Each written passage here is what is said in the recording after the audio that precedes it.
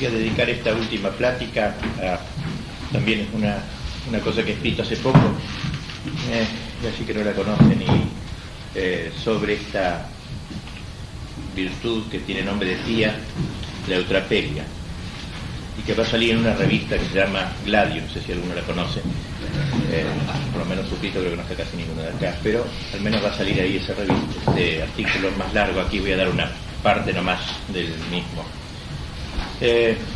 Bueno, es una virtud, por eso en ese sentido les pongo, no como una diversión, sino es una verdadera virtud, aunque humilde y pequeña, y que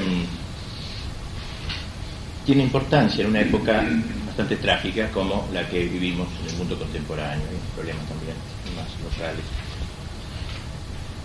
A algunos espíritus adultos les parece que el juego y el espíritu lúdico son incompatibles con el cristianismo, ¿no? Empiezo así más o menos el artículo. E incluso algunos teólogos se llegan a preguntar si Cristo alguna vez se habría reído. Varios teólogos se han preguntado eso, y concluyen en general, teólogos en siglos pasados, con decidida seriedad, dice que risu astinuit, dice nunca rió. Esto lo dicen muchos teólogos. ¿Será Dios incompatible con la risa? Por eso entonces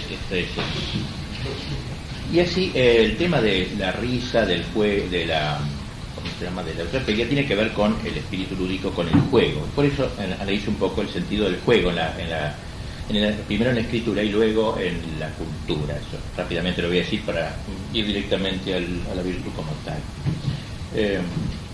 Ante todo analizo el juego en el Antiguo Testamento. O sea, Dios concibe al mundo, ¿no? Con espíritu lúdico. Dios tiene espíritu lúdico. Quizá acaso la extrañeza, pero la misma creación del mundo y del hombre puede ser considerada como un gran juego divino. La Sagrada Escritura nos describe el acto creador en términos lúdicos. Proverbios 8 dice: yo estaba allí como arquitecto, dice la sabiduría, y me deleitaba todos los días jugando, ludens, en su presencia en todo tiempo, jugando en el orbe de la tierra.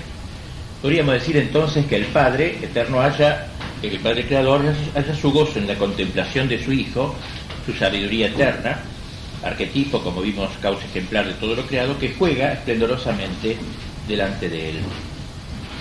Porque la existencia del mundo no es necesaria, pero tampoco es casual. Si fuera necesaria, Dios no sería un creador libre.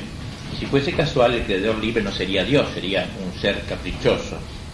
Y por tanto, Dios ha creado las cosas en un acto de pura complacencia divina. Por eso podemos decir que la creación es un esplendoroso juego de Dios, un juego de su insondable sabiduría.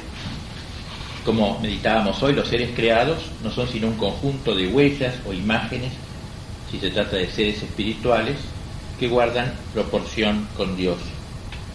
Y así como la creación es un acto totalmente gratuito, al llevarlo a cabo Dios no buscaba ningún tipo de utilidad, nada pragmático, creaba por gusto, creaba para alegrarse de lo que hacía, por mera exuberancia, para vestir al mundo con su hermosura, y de ahí el lujo desbordante.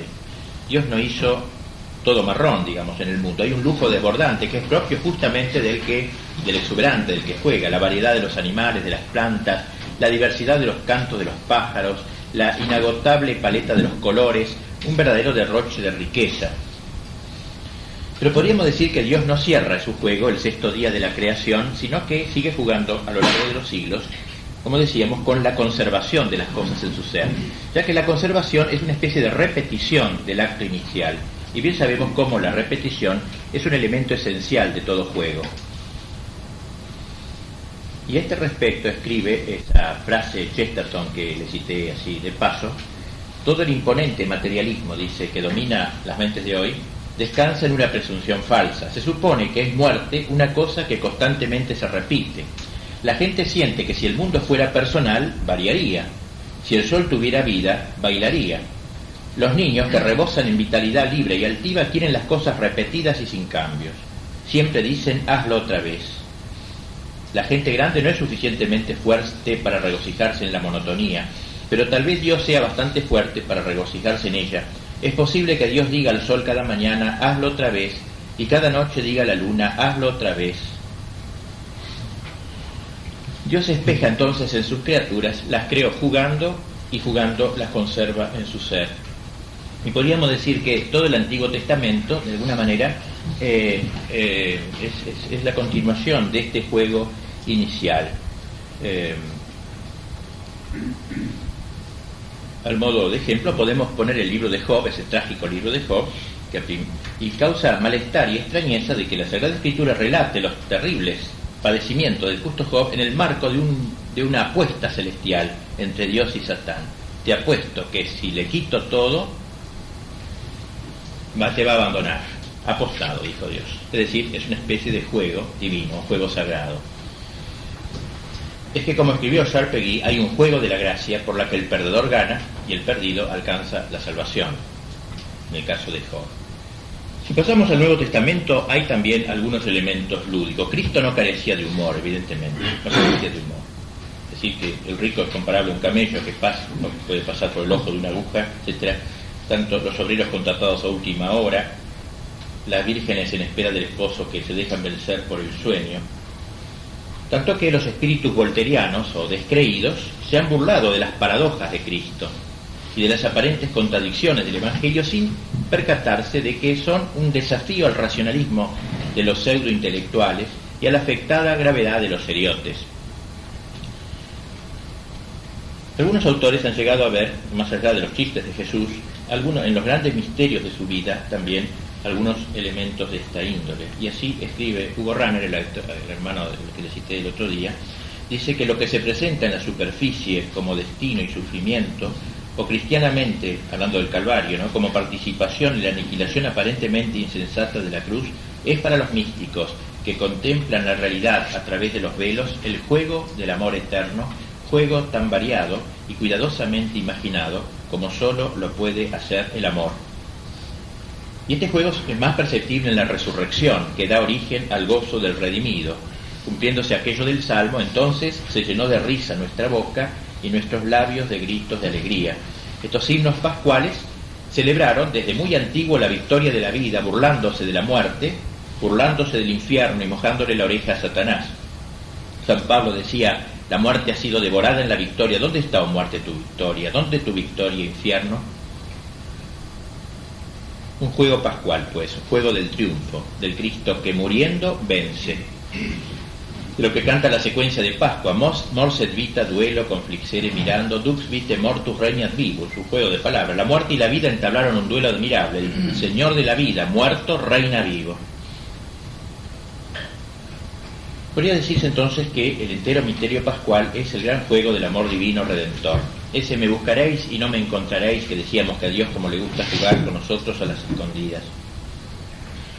Y en este gozo de Cristo en el que nos hace tomar parte, se proyecta en el más allá, en la escatología, porque en la tierra este juego es siempre precario, interrumpido frecuentemente por los propios pecados. Por eso acá el juego, como bien dice un autor, nunca será sino un preludio. Prejuego, preludio, este juego de ludere, preludio, o sea, esta vida, el juego de esta vida siempre será un preludio, un vestíbulo del juego supremo y sin fin que describe el Apocalipsis, la entrada en el juego eterno, digamos así. Así que tenemos algunos elementos ya que nos permiten acercarnos a esta virtud de la eutrapelia que regula los juegos en la vida y la diversión y el buen humor en la vida. Después sigue un capítulo que nos tiene ocasión, así, el juego en relación con la cultura, o sea, cómo el juego está en el origen de toda la cultura occidental. El juego y la universidad, el juego y el teatro, el juego y la poesía, el juego y la música, el juego y la jurisprudencia, el juego y el comercio, el juego y la milicia, etc. O sea, como todo el juego ha salido, todo el orden de la cultura nuestra tiene elementos lúdicos muy importantes. Quiere decir que el juego es algo que hace a la civilización, ¿no? Dedico luego un capítulo, y eso algo quiero decir sobre el juego y el culto. O sea, también el culto tiene, el culto que es parte de la cultura, la palabra culto y cultura son del mismo origen, también tiene de alguna manera una relación con el juego. El culto, el que ha tratado muy bien este tema es Guardini, en su libro El espíritu de la liturgia. Allí Guardini analiza este tema señalando la dificultad que tienen para comprender la liturgia los espíritus adultos, seriotes, eso que decimos, que en todo parecen buscar una utilidad práctica. ¿Para qué sirve esto? hablando en rigor, muchas cosas no son útiles, como dice Guardini, pero tienen sentido, que no es lo mismo. Como los posee, por ejemplo, la obra artística, dice, cuando es verdaderamente tal. O sea, una obra artística no hecha para venderla, que ya sería ya un fin, sino la obra artística hecha para expresar la verdad en el esplendor de la misma.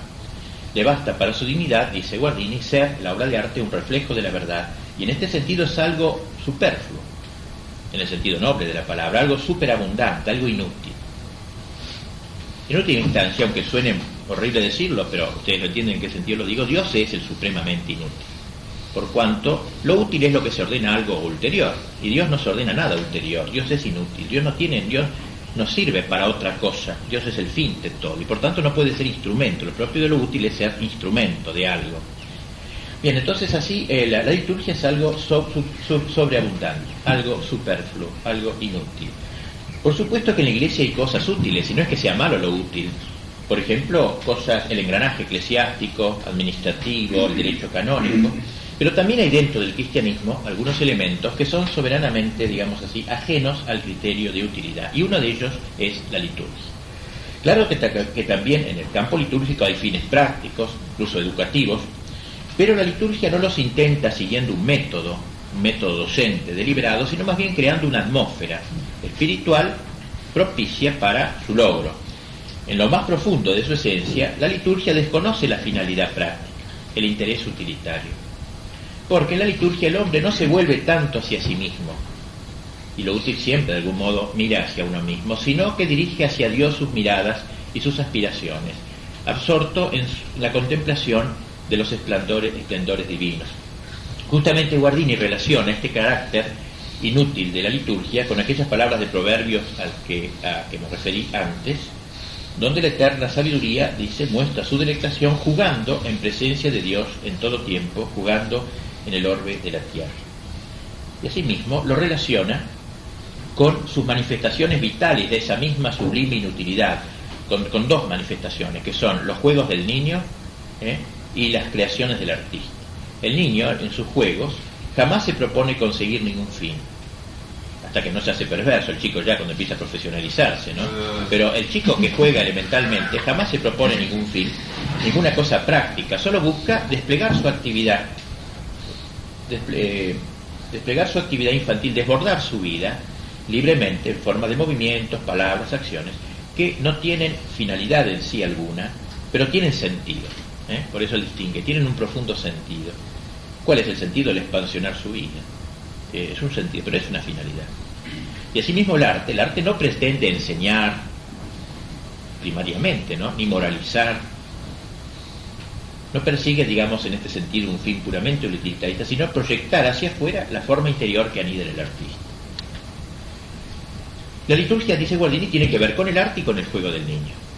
Y es arte y es juego, la liturgia. Con el arte se vale de tantos elementos artísticos, melodías, ritmos métricos, colores, ornamentos que no se usan en la vida cotidiana, movimientos solemnes, majestuosos, fechas, lugares precisos, edificios artísticamente construidos, y también tiene semejanzas con el juego del niño, ya que, como la liturgia desborda y expansiona su riqueza interior de la Iglesia en una admirable combinación de imágenes, ritmos y cánticos. Bien, por eso para Guardini la esencia de la liturgia es jugar ante Dios. Y de ahí proviene esa rara mezcla de profunda gravedad, dice, y de despreocupada alegría. Ese cuidado exquisito en sus múltiples prescripciones para fijar las palabras, las oraciones, los gestos, los colores, los ornamentos, etc.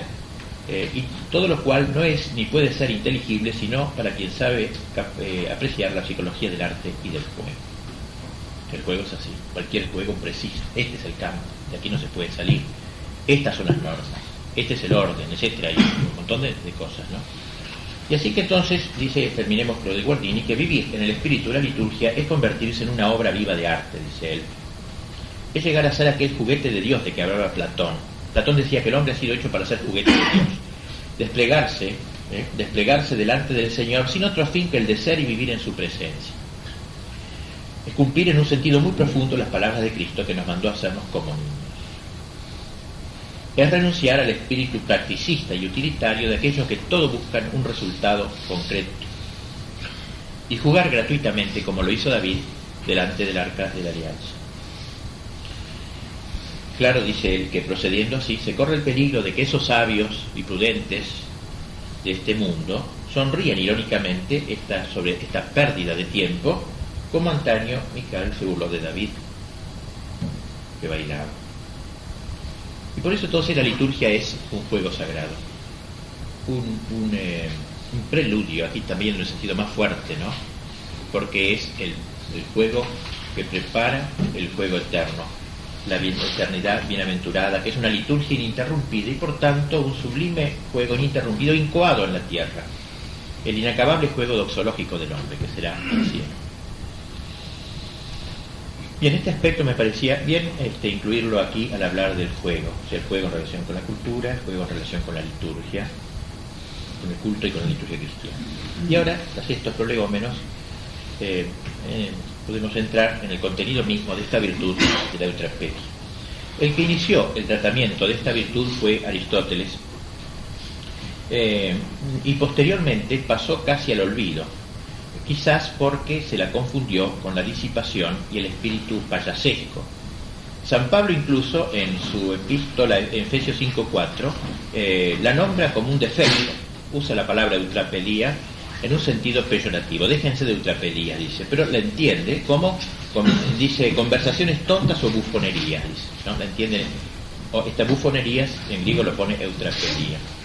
Término que la Vulgata traduce por escurrilitas, es decir, la actitud del que está siempre chacoteando, que veremos que es uno de los pecados contra la eutrapelia verdadera. O sea, esta palabra eutrapelia pasó a tener un sentido peyorativo, y los padres de la Iglesia primitiva mantuvieron, por lo general, esta tesitura, condenando la falta de seriedad, la propensión a la broma incesante, etc. Es decir, que en los primeros siglos del cristianismo se tendió a confundir la eutrapelia con lo que Aristóteles había fustigado como un exceso del espíritu lúdico. Fue Santo Tomás quien, al redescubrir a Aristóteles, retomó también aquí la enseñanza del Estagirita. Este es uno de los tantos méritos de Santo Tomás, al haber rescatado a Aristóteles, ¿no? Despuenteó todos esos siglos y retoma de Aristóteles la palabra y la virtud. Aristóteles había tratado el asunto sobre todo en su Ética Nicómaco, que Santo Tomás comentó maravillosamente, y lo desarrolló también este tema en la Suma Teológica, dedicándole a ella toda una cuestión, a esta virtud, donde nos ha dejado una síntesis notable de lo que podríamos llamar la filosofía y la teología del juego y de las diversiones. En la arquitectura de la moral tomista, esta virtud de la eutrapelia encuentra su lugar como parte de la virtud de la modestia, y esta a su vez como parte potencial de la virtud de la templanza. Veamos ahora entonces en qué consiste esta virtud y luego los dos defectos que la niegan. Pregúntase Aristóteles en su Ética Nicómaco si al hombre culto y perteneciente a una civilización refinada le es lícito buscar su descanso aún en la broma placentera y en el juego, y responde sin duda por la afirmativa. Santo Tomás retoma el argumento y dice: tiene el juego cierta razón de bien en cuanto que es útil a la vida humana, porque así como el hombre necesita a veces descansar de los trabajos corporales desistiendo de ellos, así también se necesita a veces que el alma del hombre descanse de la tensión del alma con la que el hombre encara las cosas serias, lo que se hace por el juego. Tal sería su primera aproximación a la materia. El hombre tiene la experiencia del cansancio, sintiendo necesidad de reposo, de distracción. El descanso del cuerpo lo obtiene mediante el ejercicio corporal, y la mente, en cambio, encuentra su solaz en la diversión, divertere, o sea, apartarse de la atención hacia otros objetos agradables, distintos de los que integran su trabajo habitual. En la Suma vuelve sobre el tema, repite más o menos lo que ha dicho, pero trae a cuento un relato que se conserva en la llamada Colación de los Padres, una leyenda, digamos, ¿no? Y en la cual se dice que, habiéndose escandalizado algunos de sorprender al evangelista San Juan jugando con sus discípulos, mandó a uno de ellos que arrojara una flecha. Lo hizo una vez, otra vez, y le preguntó San Juan: ¿podrías hacerlo continuamente? No, le respondió, porque se rompería el arco. Eso mismo sucede al alma si se mantiene siempre en la misma tensión, habría concluido San Juan. A lo que agrega Santo Tomás: esos dichos o hechos en que no se busca sino el placer del espíritu se denominan juegos y fiestas y es preciso usarlos para el descanso del alma. ¿De dónde viene esta palabra eutrapelia, esta palabra griega eutrapelia, o anaera eutrapelos, que dice Aristóteles, el hombre eutrapélico? Dice Aristóteles que los que tienen gusto por el humor moderado se llaman eutrapeloi, es decir, bien orientados, bene vertentes. El origen semántico de la palabra pues se basa en Aristóteles. Eutrapelia viene de eu, que significa bueno, pero también en nuestro caso con facilidad, bien, convenientemente, y trapelia significa movilidad, agilidad, sustantivo que viene de trepo, dar vuelta, o tropos, giro, el tropo, ¿no? En castellano a veces se usa esta palabra. Bien, entonces, sería la eutrapelia sería la actitud del hombre que sabe girar bien, que sabe acomodarse bien a una circunstancia, que si está hablando en serio, habla en serio, que si está hablando en broma, habla en broma, que habla en broma donde debe hablar en broma y no en cualquier parte, etc. O sea, el hombre bien ubicado, eutrapelia, el que es bene vertentes, los que se dan vuelta bien, se mueven bien. Y Santo Tomás, entonces, tras las huellas de Aristóteles, dice, todas estas cosas, descansos, diversiones, juegos, han de estar ponderadas por la razón, y como todo hábito que obra en conformidad con la razón es virtud, síguese que acerca del juego puede también darse virtud, que el filósofo llama eutrapelia. Y al hombre que tiene la gracia de convertir en motivo de solaz las palabras y obras, lo llaman eutrapélico, palabra que viene de buen giro, bona versio. Porque entonces aclaran ambos, Aristóteles y Santo Tomás, que así como el cuerpo se vuelve hacia aquí y hacia allá según las necesidades, el cuerpo hace eso, también se vuelve hacia aquí y hacia allá según necesite, también el alma se comporta de la misma manera, orientándose en una u otra dirección. Y dice que así como muchas veces juzgamos a un hombre por los movimientos de su cuerpo, dice Aristóteles, de manera análoga, los movimientos del alma revelan la calidad de su espíritu. La elegancia, dice Aristóteles. O sea, la eutrapelia sería como una elegancia del espíritu. Santo Tomás retoma esta idea diciendo que las diversas actitudes que alguien puede tener cuando está en un grupo, el querer hacer reír, o con exceso, o con defecto, o de manera moderada, son indicios de su disposición interior, porque, dice, así como por los movimientos corporales se disciernen las disposiciones interiores de los cuerpos, así por las obras exteriores se conocen las costumbres interiores.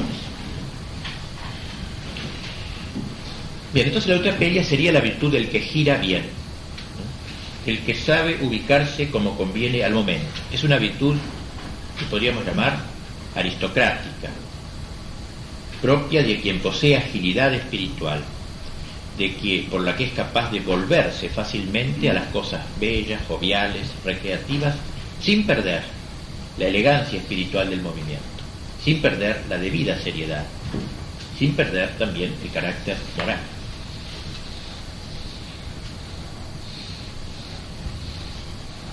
Por supuesto que terminamos con esto, lo que dice sobre la eutrapelia Santo Tomás y Aristóteles, que el juego no es lo supremo de la vida, por grande, por ennoblecedor que sea, no parece que pueda ser considerado como el sumum de la vida. Aristóteles se pregunta a este respecto si la felicidad se encuentra en la virtud o en el juego, y responde, la felicidad no consiste en el juego.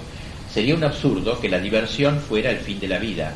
Según Anacarsis, parece recto divertirse para dedicarse después a asuntos serios. La diversión es una especie de reposo, y como no se puede trabajar sin descanso, el ocio es una necesidad. Pero este ocio ciertamente no es el fin de la vida, porque solo tiene lugar en razón de la futura operación. La vida dichosa es la vida conforme a la virtud. Esta va con el gozo, pero no con el gozo del juego solo. Las cosas serias son mejores que las motivas a risa y a chanza, y el acto de la mejor parte del hombre, o de lo mejor del hombre, se considera siempre como el acto más serio. O sea, si bien el juego no tiene un fin práctico, ¿no?, sin embargo, de algún modo, se ordena la acción de jugar, ¿no?, al trabajo también. Bueno, tal es en pocas palabras y acertadamente la doctrina aristotélico-tomista acerca de esta virtud de la eutrapelia. No será el juego lo más elevado del hombre, pero como dice Santo Tomás, el juego es necesario para el desarrollo de la vida humana. La virtud de aquellos que, al decir de Aristóteles, saben desenvolverse bien, comportarse adecuadamente cuando están en grupo, ocupó un lugar importante en el sistema de virtudes del hombre culto tradicional. Fue en ese clima de eutrapelia donde se formó el ideal del hombre griego, a la vez alegre y serio, es la virtud que rige las relaciones de la amistad y la afabilidad. La ética cristiana heredó entonces, gracias a Santo Tomás, este ideal del humanismo griego y lo llevó a su plenitud, ya que en realidad solo el cristiano es capaz de realizar perfectamente esta virtud.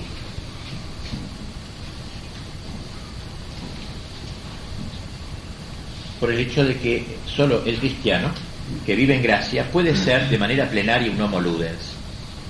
Fundado en Dios puede orientarse como corresponde, ser eutrapelos. De hecho, la doctrina tromista de la eutrapelia penetró todo el tejido social de la Edad Media, tan erróneamente considerada como una época aburrida y triste. Las llamadas risa pascalia nos escandalizarían a nosotros, es decir, las risas relacionadas con las fiestas de la Pascua. Las escenas representadas en los bajos relieves de los templos y catedrales europeos, todavía hoy se pueden ver, por ejemplo, la iglesia de Vézelay en Francia, las denominadas fiestas de los locos, donde se festejaba una especie de superación o abolición de la razón en un espíritu semejante al que caracteriza a los locos por Dios del mundo eslavo, la fiesta de los asnos que tenían los medievales con sus rebuznos lanzados contra altos dignatarios eclesiásticos, no siempre tan dignos, la llamada fiesta de los obispillos, donde se tomaba en chacota a las jerarquías locales, son otras tantas expresiones del humor medieval libre y ocurrente, y nada seriote, nada que ver, mucho menos serio que nosotros eran ellos. Bien. Como dijimos antes, la moral de los últimos siglos, después de la Edad Media, fue olvidándose más y más las enseñanzas del angélico. También hubo otro gran entreacto, ¿no? Y el espíritu lúdico medieval. La virtud de la eutrapelia entró en un cono de sombra y en el mejor de los casos no subsistió sino como una breve y seca definición en un rollo marín, en un manual de teología moral. Quizás entre los modernos fue Kierkegaard, el primer cristiano que llamó la atención otra vez, volvió sobre el valor del humor, no solo para la cultura del hombre, sino también para su misma vida religiosa, colocando el humor como una categoría que nos permite el paso, digamos, al orden religioso. No me importa. Digamos ahora algo sobre los pecados contra la eutrapelia. Como siempre sabemos, se señala las virtudes en el punto medio, y aquí hay dos virtudes, una por exceso, o defectos, una por exceso y otra por defecto. El primero, el pecado por exceso. Aristóteles señaló esta desviación en estos términos. Hay personas que, llevando al exceso la manía de hacer reír, pasan por bufones, bomologi, dice en griego, y se hacen pesados por su deseo de decir chistes a toda costa, proponiéndose más excitar la risa que decir cosas adecuadas, no cayendo en gracia a los que son objeto de sus pullas. Y más adelante agrega que como a la mayoría de la gente le agrada la broma y la risa redundantes, así como la burla aun cuando excede los límites adecuados, a veces estos homológicos, como los llama, pasan por eutrapélicos y graciosos, pero dice que están muy lejos de ser. Santo Tomás comenta así lo de Aristóteles. Dice que aquellos que se exceden en la broma del juego se llaman bomologi, es decir, raptores del templo, a semejanza de los milanos, que volaban en torno al templo para arrebatar los intestinos de los animales inmolados. Así estos están atentos por ver si pueden capturar algo que conviertan en broma. ¿Cuántos así, no? Y por eso son pesados, onerosos, dice Santo Tomás, porque en todo encuentran motivo de risa. Es curiosa esta palabrita, bomologi. ¿De dónde viene esta palabra bomolojo? Bomos quiere decir altar en griego, ¿no? Bomos. Y logos quiere decir al acecho. Es decir, que en los templos antiguos se ofrecían sacrificios de animales muertos. Y como sus entrañas eran arrojadas fuera del templo, inmediatamente venían los cuervos, las aves de rapiña, para arrebatarlas. Pues así, los bomologoi son los que están al acecho para robar la seriedad, como dice Santo Tomás, y convertir todo en broma. Santo Tomás, en su artículo de la Suma, alude 2 veces a esta superfluidad viciosa. Y allí dice que esta puede cometerse de doble manera, el ser bomológico. Ante todo, por el modo como uno se divierte. Por ejemplo, recurriendo a palabras o hechos groseros, torpes, o también que van en daño del prójimo. Divertirse a costillas de otro. Y en segundo lugar, por falta de adecuación a las circunstancias concretas. Por ejemplo, cuando alguien bromea en un tiempo indebido o en un lugar indebido, ¿no? O también al margen del asunto que se está tratando. Se está tratando de una reunión seria y sale con pavada tras pavada, o de las personas presentes, no, sin tener en cuenta la dignidad de las personas. Lo importante, agrega, es que no se renuncia a la conveniente seriedad del alma, dice Santo Tomás. O sea, que al decir de San Ambrosio, no se relaje el espíritu, perdiéndose la armonía interior o exterior. En otras palabras, hay bomología cuando la alegría se hace necia, cuando uno se recrea en tiempos y lugares indebidos, o se divierte de manera grosera e inadecuada, o desatiende sus propias obligaciones también, o descansa de un modo que desdice de su dignidad o de su misión. Frente al pecado por exceso y superfluidad, que lo llama Santo Tomás, o sea, un exceso, superfluidad, el de aquellos con los cuales nunca se puede hablar en serio, que sería el primero, está el pecado por defecto, indefecto. Como antes Aristóteles, que es la fuente principal de Santo Tomás, aquel había enseñado, hay otros a los que nunca se les ocurre nada gracioso que decir, y se... El hombre huraño, agrio. El agroico, dice Aristóteles, juzga inútil los momentos de broma, nada aporta de su parte y todo le es motivo de tristeza. Lo que así comenta Santo Tomás, dice que aquellos que no quieren decir nada gracioso y se molestan cuando alguno lo dice, ya que su razón se turba por ello, parecen ser agrios, agroicoi, es decir, agrestes y duros, porque no se ablandan con el placer del juego. De esta forma, non moliuntur delectazione ludi. O sea, son tipos siempre tensos, siempre duros, no se ablandan con la delectación del juego. Y agrega Laquinate que el agrio es vicioso por cuanto abomina totalmente del juego que es necesario para la vida humana a modo de descanso. Bien, tal sería el extremo este de los hoscos y estirados, que consideran levedad toda pérdida de tiempo, o relajamiento todo chiste, toda humorada. En la suma, Santo Tomás es tajante frente a ellos. Todo lo que se opone a la razón es vicioso, dice, y es contra la razón el que alguno se muestre pesado, tal vez usa onerosum, por ejemplo, no diciendo nada placentero, o también impidiendo el recreo ameno de los demás. Pecar por defecto en el juego es no proferir siquiera un chiste y mostrarse molesto cuando los demás bromean, pues no se tolera la gracia moderada de sus semejantes. Estos tales son viciosos, y Aristóteles los llama duros y agrestes. Huizinga, este autor que le cité la otra vez, que ha escrito un libro muy lindo, se llama Homo Ludens, es un protestante holandés, aporta una observación no carente de originalidad. Dice que el jugador que infringe las reglas del juego, o se sustrae a ellas, tiene algo de este hombre agroico, de aguafiestas, tiene algo de agroico. Sustraerse las reglas del juego, dice, es como proclamar la relatividad y la fragilidad del mundo lúdico. Es arrebatar al juego la ilusión, la inlusio, literalmente no entrar en el juego. Ilusión, inludere, el no querer entrar en el juego cuando debe entrar. Eso de ahí viene la palabra ilusión. Bien, la actitud del heroico, pues, es también muy mala. Sin embargo, como el juego no es lo más importante en la vida, según dijimos antes, la agroiquía parece ser menos grave que la bomología en general. Y de Santo Tomás, dado que el fin del juego es proporcionar un descanso agradable, y esto no puede ser jamás un fin por sí mismo en la vida humana, el vicio por defecto es siempre menor que el vicio por exceso. Por eso recomienda Aristóteles tener pocos amigos para recrearnos, y que en la vida basta con poco esparcimiento para condimentarla, lo mismo que poca sal es suficiente para conservar los alimentos. Tal entonces el análisis de la virtud con los dos vicios que se le oponen. Y ahora termino el artículo con un excurso sobre el mundo moderno, en el sentido de cómo el mundo moderno ha perdido el sentido lúdico, ha perdido en buena parte el sentido lúdico. Huizinga lo ha hecho en su magnífico libro, Homo Ludens, mostrando cómo ha ido perdiendo en estos últimos siglos, después de la Edad Media, contrariamente a todo lo que la gente cree, ¿no es cierto?, que la Edad Media es una época aburrida, etc. Al revés. Desde el Renacimiento para aquí comienza todo un proceso, digamos, de pérdida de sentido lúdico en el arte, en la política, lo explica la jurisprudencia, en la economía, en la guerra. La guerra era muy lúdica, no voy a explicarlo, lo explico ahí en el artículo luego. Había todo un desafío, hay vestiduras, hay un juego. El juego militar, la guerra moderna no hay juego.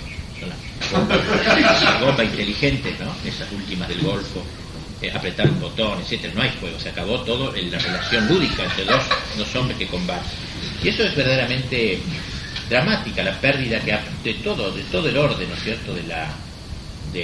Algo quedan algunas cosas de este sentido, pero realmente se ha ido perdiendo.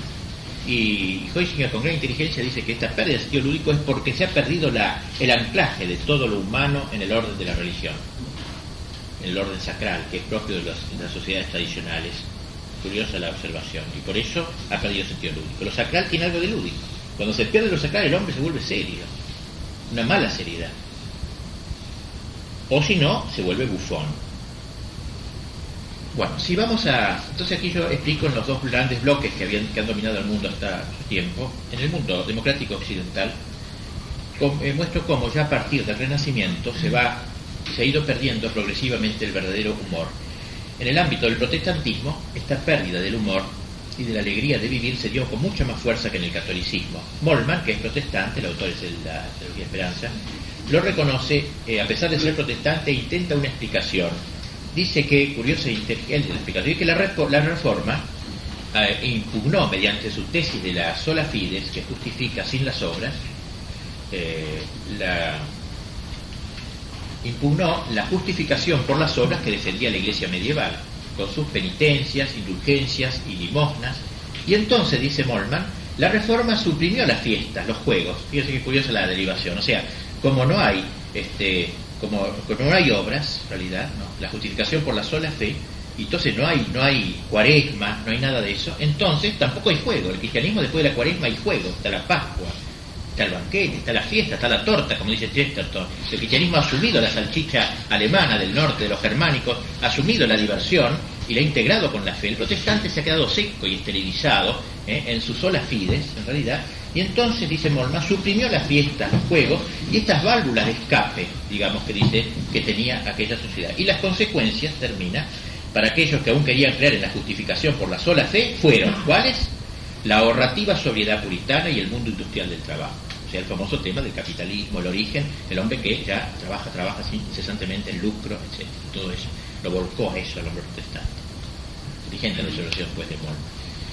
Por eso dice él que en ninguna otra parte se promovió tanto la moral de producción como en los países protestantes. El juego se hace prácticamente inviable en una sociedad utilitarista como es la occidental. En Occidente se ha olvidado casi la verdadera alegría y el juego desinteresado. Solo se busca ganar dinero y si se descansa es para lucrar más y mejor. Por eso, paradojalmente, la época moderna ha multiplicado los lugares de diversiones, etc., pero en realidad son en orden a que la gente esté en condiciones de volver a producir otra vez, rindiendo siempre más. Es decir, este mundo capitalista es un mundo de rendimiento, de excesiva concentración en el trabajo utilitario, y como acertadamente dice el mismo Moltmann, el que solamente pone el sentido de su vida en lo que tiene de aprovechable y útil, terminará necesariamente en una crisis vital cuando en la enfermedad y en la pena le parezca todo, e incluso él mismo, inútil y desaprovechado. Los juegos tienen, por cierto, algo de inutilidad. Sin embargo, como ya lo hemos dicho, inútil no es sinónimo de desdeñable.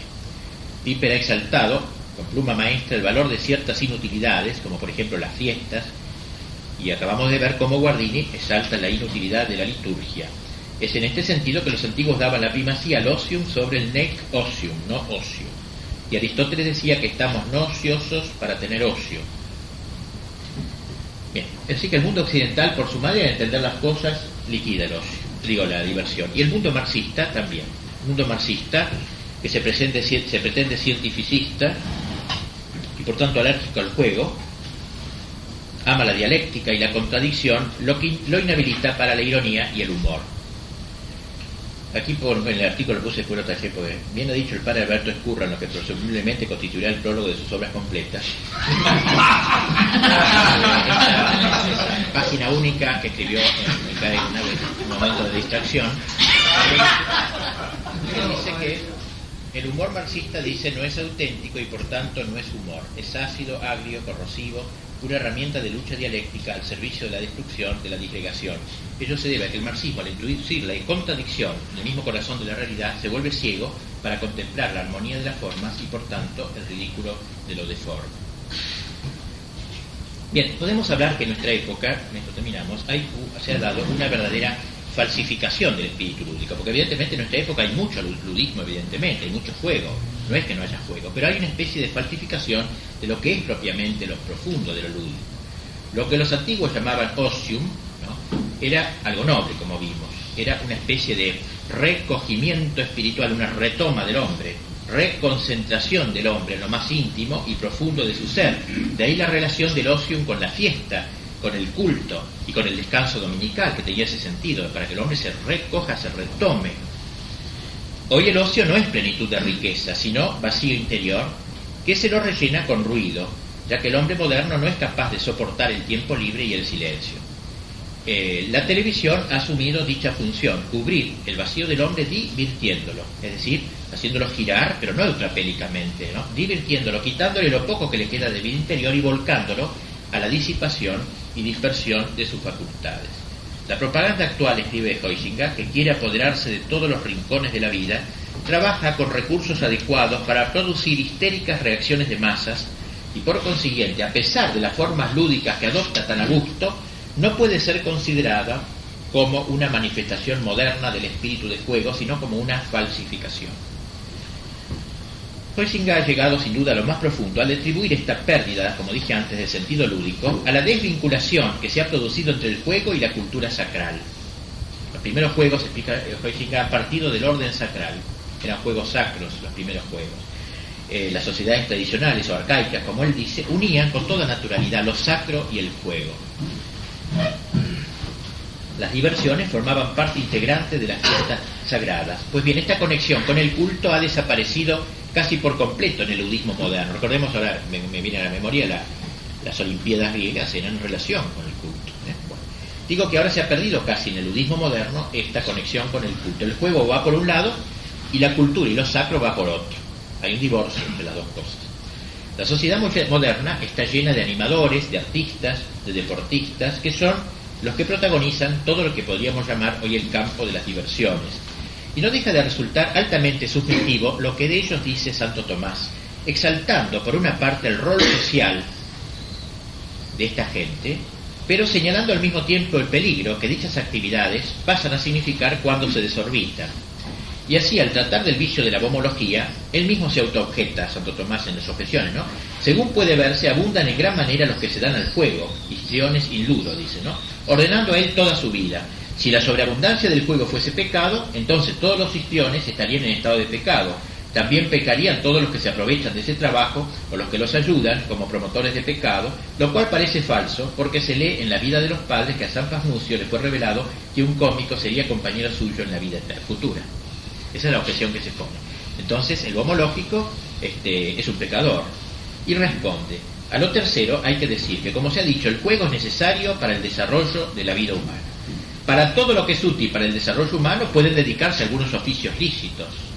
Y por tanto también el oficio de los histriones, que se ordena dar descanso a los hombres, no es en sí mismo ilícito, ni están en estado de pecado, con tal que usen del juego moderadamente, esto es, no recurriendo a palabras o hechos ilícitos para jugar, o no jugando en asuntos y tiempos indebidos, y aunque en las cosas humanas no tengan otro oficio en relación a los demás hombres, sin embargo, en relación a sí mismos y a Dios, realizan otras obras serias y virtuosas, por ejemplo, cuando rezan, como el gordo Porcel, y ordenan sus pasiones y operaciones, y también cuando dan limosna a los pobres, de donde aquellos, dice, que moderadamente lo financian, no pecan, sino que obran con justicia, dando un sueldo a su trabajo. Con todo, si alguno gastara superfluamente lo suyo en tales personas, o también sustentara a aquellos histriones que practican juegos ilícitos, pecan, en cuanto que fomentan el pecado en ellos. Este texto me parece que no tiene desperdicio, porque allí quedan denunciados los histriones al estilo de tantos que conocemos, por ejemplo, al estilo de los luthiers mismos, que hacen reír, satirizando elementos tomados de tradiciones y leyendas, o burlando la música clásica, es decir, tomando en solfa lo que de por sí no debe estar sujeto a la burla. Quedan señalados también los que pagan sumas exorbitantes a los artistas o deportistas, o incluso subvencionan a cómicos pornográficos. Por tanto, hay un gran pecado por exceso en el mundo moderno. Y este pecado va logrando un consenso general, se va haciendo social. El exceso del juego, enseña Santo Tomás, forma parte de la alegría necia de que habla San Gregorio. Es el pecado de los que ponen el fin de su vida en la diversión, como enseña el libro de la sabiduría. Creyeron que nuestra vida era una juerga, contra lo cual dice Cicerón, dice Santo Tomás, que no hemos nacido para el juego y la diversión, sino para ejercitarnos en pensamientos más altos y serios. Bien, entre nosotros, esta tergiversación del espíritu lúdico va llevando a una exaltación desmesurada del papel de los histriones en la sociedad.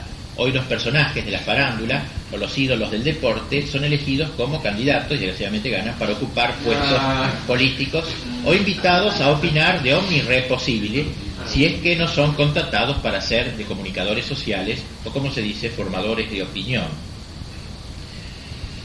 Refiriéndose más directamente al deporte, observaba Huizinga que se advierte una creciente sistematización y disciplina del juego, con lo que a la larga va perdiendo aquel contenido lúdico primero. Asimismo, la actitud del jugador profesional no es ya la auténtica actitud lúdica, pues están ausentes en ella lo espontáneo y lo despreocupado. Y de esta manera también el deporte se va alejando más y más en la sociedad moderna de la pura esfera del juego y se va convirtiendo en una actividad sui generis. Ya no es juego, pero tampoco es algo serio. Las demostraciones de masa, concluye Huizinga, continúan siendo, por mucha importancia que revistan para los participantes y los espectadores, una función estéril en la que se ha extinguido en gran parte el viejo factor lúdico. Es curioso, pero el deporte se está convirtiendo en lo único que apasiona a nuestros contemporáneos. Como me hacía notar el padre Curra hablando con él antes de preparar este artículo, él me decía que los mismos que hoy se proclaman pacifistas y juzgan que toda guerra es injusta, son capaces de matar a un adversario de su cuadro futbolístico o de dar la vida por su cuadro preferido. Es decir, que el espíritu guerrero se transporta al fútbol bajo la forma de barras bravas, haciéndole perder su sentido original de competencia deportiva. En cambio, las guerras reales, por ejemplo la del Golfo o la de las Malvinas, son seguidas como si se tratase de un partido de fútbol. Cada barco inglés que hundíamos, el pueblo argentino gritaba gol prácticamente.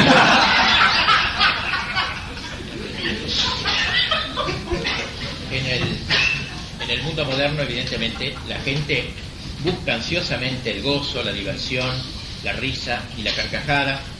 Parece feliz, pero muchas veces el fondo de las almas está anclado en la más lúgubre desesperanza. Decía Piper que un hombre desesperado, en su fondo más último, puede mostrarse completamente optimista ante los demás y ante sí mismo en los penúltimos dominios de su ser, si sabe cerrar herméticamente la cámara más íntima de la desesperación, de modo que no pueda salir ningún quejido. Y dice que esto es una virtud, una verdadera virtuosidad del hombre de nuestro tiempo. Bien, tal sería entonces este tema de la eutrapelia. Evidentemente que nosotros, digamos, como sacerdotes, esto lo digo aparte del artículo, necesitamos fomentar esta virtud bien en ese medio, en ese justo medio noble, señorial, aristocrático que nos indica Santo Tomás. Es cierto que nuestra época no ayuda demasiado a la verdadera alegría, porque, como decía el mismo Moltmann, solo en la libertad es posible reír, y la libertad se hace cada día más difícil de encontrar, la verdadera libertad. Pero ello no nos debe llevarnos a broquelarnos, digamos, en una seriedad apergaminada. Hay sí en el mundo de hoy mucha risotada, güera, superficial, pero no por el hecho de que en nuestro tiempo actúen tantos gomológicos que reeditan el desenfreno y la obscenidad que Aristóteles censuraba en la comedia griega decadente. Hemos de convertirnos en agroicos, renunciando al ideal cristiano del hombre seriamente jovial y afable. Y esto en nuestro ministerio sacerdotal es tan importante, ¿no es cierto?, tanto con nuestros hermanos en el sacerdocio como con las almas a nosotros encomendadas. Con nuestros hermanos en el sacerdocio ante todo. Y aquí aprovecho la ocasión, si bien saliendo un poquito del tema, para exhortarlos a esta fraternidad sacerdotal, a ese buen humor sacerdotal, esa afabilidad, esa caridad, ¿no es cierto? A veces uno ha leído en la Escritura, ser caritativos con los amigos no es meritorio, eso es fácil, todos lo hacemos, importante es con los enemigos, pero a veces tampoco con los amigos somos muy caritativos. Y yo pienso que es importante entre los sacerdotes esa caridad, esa afabilidad, este espíritu, ¿no es cierto?, el visitarse, mucho más ahora en estos tiempos que comienzan para ustedes, es muy importante. No puede ser que un hermano de ustedes esté enfermo 2 meses, 3 meses, un antiguo amigo, antiguo compañero de seminario, y no visitarlo. Y eso hay que hacer un esfuerzo para a veces podrá ser un poco a contrapelo, pero es muy importante esa hermandad sacerdotal. Y con los fieles también. El sacerdote bomológico hace mucho mal, porque con él no se puede hacer nada prácticamente, no se puede hacer absolutamente nada. Todo es risa, todo es burla, todo es chiste, todo es tomar en solfa. Cualquier palabra le busca qué relación con otra para reírse, que no se puede hablar de nada. Y también con el sacerdote agroico es imposible hacer nada, ¿no?, porque es totalmente estirado, serio, no. Pero por eso es importante esta virtud. Hoy hay católicos, pongo aquí al final de mi artículo, a los que siempre se los ve tensos, angustiados, con cara larga, agobiados por el cúmulo de males que hay en el mundo. Y esto nosotros también, ¿no?, los vemos más que los laicos, los sacerdotes, ¿no? Pero esto nos lleva al peligro de hacernos inabordables, de ser aguafiestas, siempre al acecho, para extinguir un chiste en ciernes, como decía Aristóteles, o creer que un bromista es siempre un relajado. Y este tipo de sacerdotes son peligrosos, no solo para los demás, para sí mismos, ya que fácilmente pueden quebrarse. Al mantenerse constantemente en estado de tensión, en cualquier momento son capaces de estallar.